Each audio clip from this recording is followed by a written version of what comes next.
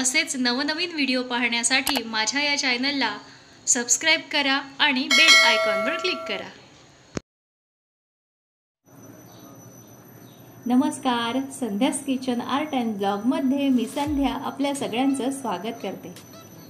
आज आपण उपवासाचा एक पदार्थ करणार आहोत, भगरीचा उपजा। तर इथे आपण भगर घेतलेली आहे, कच्ची भगर आहे। तर आत्ता या भगरीला आपल्याला भाजून घ्यायचं आहे। तर चला सुरुवात करूया आता आपण भगरीचा उपजा करायला। भगर आपल्याला भाजून घ्यायची आहे, त्यासाठी मी इथे कढई गरम करायला ठेवलेली आहे। तर आता याच्यामध्ये भगर घालायची आहे। ही अंदाजे भगर घेतलेली आहे, कारण सध्या नवरात्र चालू आहे, त्याच्यामुळे जास्त भगर भाजून ठेवायची आहे मला, म्हणून मी इथे अंदाजे एक वाडगाभर भगर घेतलेली आहे। तर आता ही भगर आपल्याला छान अशी भाजून घ्यायची आहे।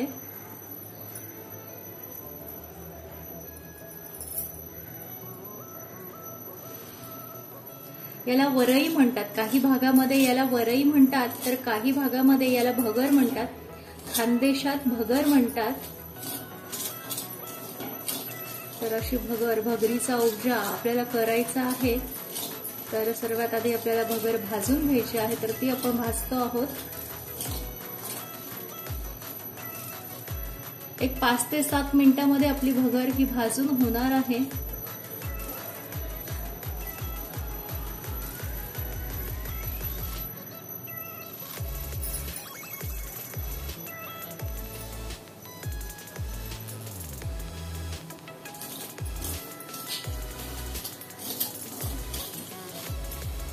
ही भगर थोडीशी पिवळी असते, तर आता याचा रंग बदलत जातो, पांढरट होत जातो याचा रंग।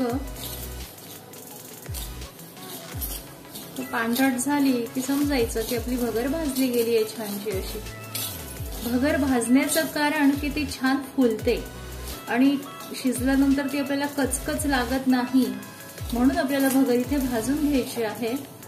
आपण जर अशी कच्ची जर भगर आपण शिजवली तर ती आपल्याला कचकच लागते, किंवा एवढी इतकी छान लागत नाही, ती आपल्याला थोडंसं कुठेतरी काहीतरी मिस झाल्यासारखं वाटतं।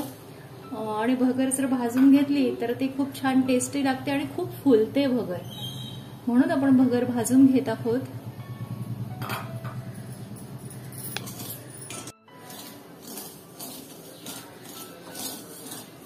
हे बघा, आपल्या भगरीचा रंग बदलत चालला आहे। आधी पिवळा रंग होता, तर आता तो पांढरा व्हायला लागला आहे आणि छान फुलायलाही लागली आहे भगर।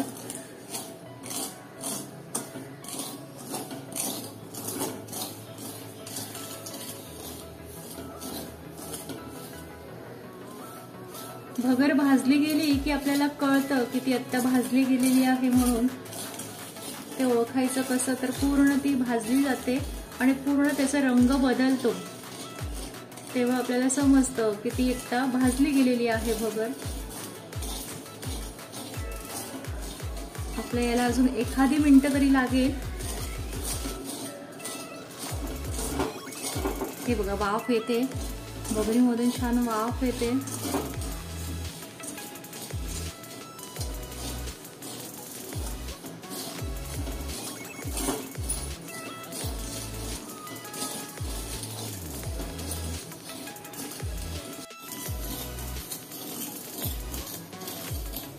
छान भगर भाजली गेलेली आहे आपली। आता आपल्याला गॅस बंद करायचा आहे आणि थोड्या वेळ असं परतवायचं आहे, कारण कढई आपली गरम आहे आणि कढईमध्ये आपण सतत जर हलवत राहिलं तर कढईच्या आसमुळे ते अजून छान जी राहिलेली असेल कुठेतरी काहीतरी, तर ती पण भाजली जाते।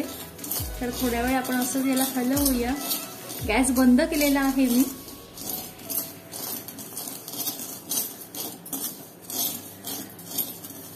तुम्ही पाहत असाल की याचा रंग बदललेला आहे, पांढरट झालेला आहे आणि थोडासा सोनेरी सारखा झालेला आहे, म्हणजे छानशी आपली भगर भाजली गेलेली आहे। तर आता याला आपल्याला गार करायचं आहे।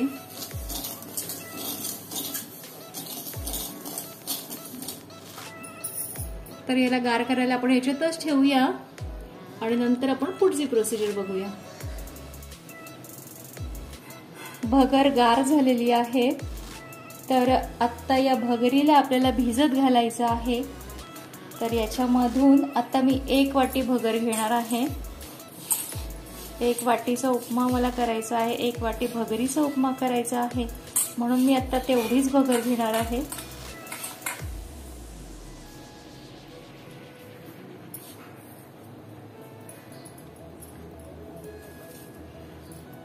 आणि आता ही भिजत घालायची आहे आपल्याला. याला एकदा स्वच्छ धुवून घ्यायचं आणि याला 4 तास आपल्याला भिजत घालायचं आहे.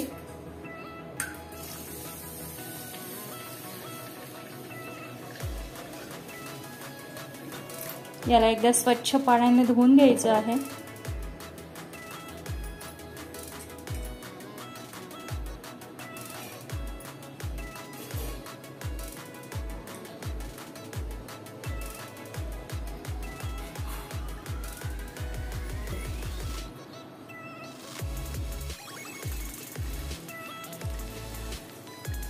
आता भगरीमध्ये पाणी घालून, जास्त पाणी घालायचं आहे आणि आता ही आपल्याला 4 तास भिजत ठेवायची आहे भगर.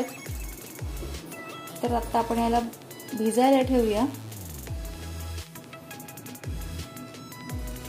भगर आपली भिजून तयार झालेली आहे, छान भिजली गेलेली आहे. तर आता याला आपल्याला वाफवायचं आहे. तर वाफवण्यासाठी आणि आपल्याला फोडणी करायची आहे. तर फोडणीसाठी इथे साहित्य घेतलेलं आहे. तेल घेतलं आहे, शेंगदाण्याचा कूट घेतला आहे 1 वाटीभर, थोडीशी साखर आणि चवीनुसार मीठ.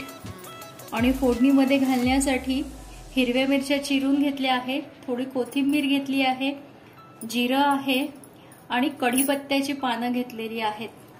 तर चला आता सुरुवात करूया. आपण भगर वाफवून घेऊया. आपल्याला आता फोडणी द्यायची आहे. तर त्यासाठी इथे कढई ठेवली आहे. कढई गरम झालेली आहे आणि आता त्याच्यामध्ये घालायचं आहे तेल.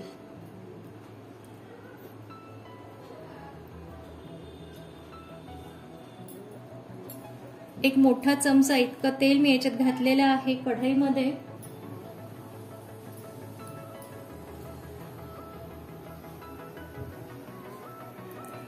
तेल तापलेलं आहे.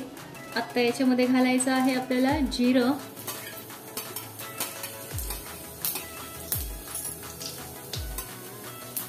कढीपत्त्याची पानं,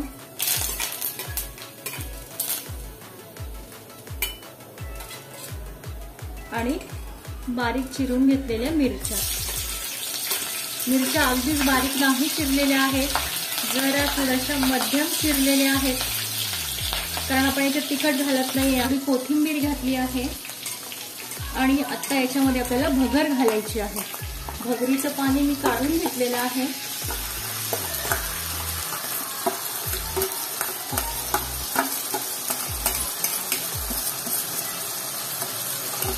इथे एका भांड्यामध्ये पाणी गरम करायला ठेवलं आहे थोडंसं.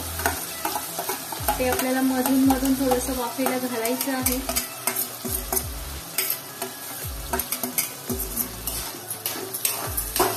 हे छान परतवून घेऊया असं.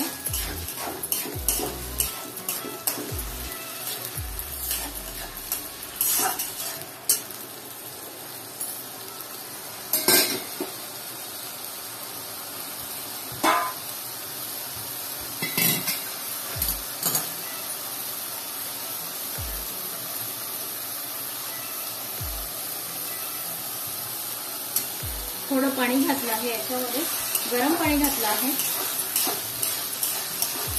आणि आपल्याला हे सगळं मध्यम आचेवरती शिजवायचं आहे, वाफवायचं आहे. तर आता याच्यावरती मी झाकण ठेवणार आहे.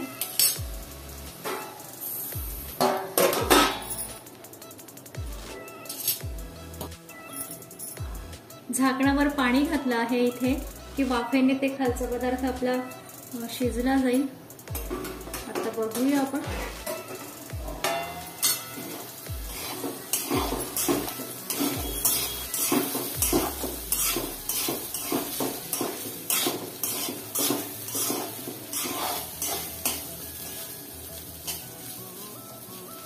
आपल्याला फरक दिसत असेल, भगर छान फुलून आली आहे. अजून त्याच्यामध्ये आपल्याला पाणी घालावं लागणार थोडंसं.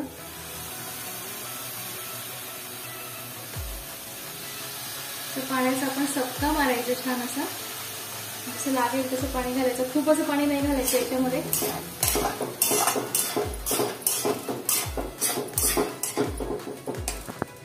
पुन्हा याच्यावरती आपल्याला झाकण ठेवायचं आहे.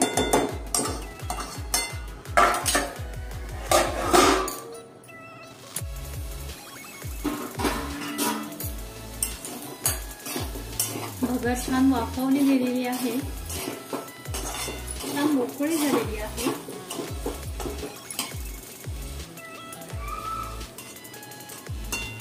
आता याच्यामध्ये घालायचं आहे आपल्याला दाण्याचा कूट. 1 वाटीभर दाण्याचा कूट घेतला आहे. आपण आपल्या चवीनुसार, अंदाजानुसार आपण घ्या. आपण किती भगर घेतलेली आहे त्यानुसार आपण दाण्याचा कूट घाला. चवीनुसार साखर,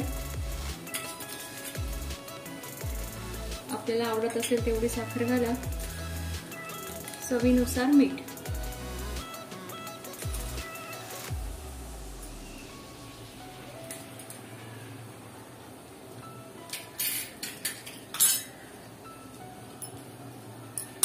आणि आता हे सगळं आपल्याला मिक्स करायचं आहे.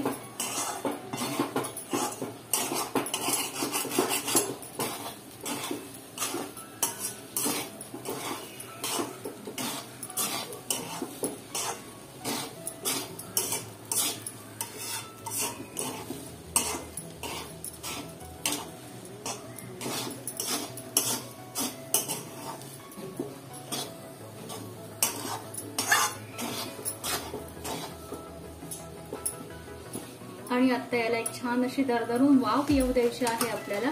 आणि त्यानंतर आपला उपमा छानसा तयार झाला. छानसा उपमा आपला तयार झालेला आहे. आपण पाहू शकता किती छान फुलला आहे आपला उपजा. उपमा म्हटलं तरी काही हरकत नाही. तर आता याला आपण सर्विंग प्लेट मध्ये काढूया.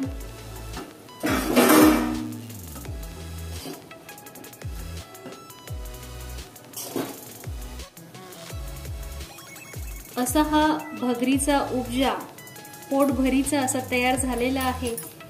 तर आपणही असा उपजा करून बघा आणि कसा झालाय तो मलाही सांगा.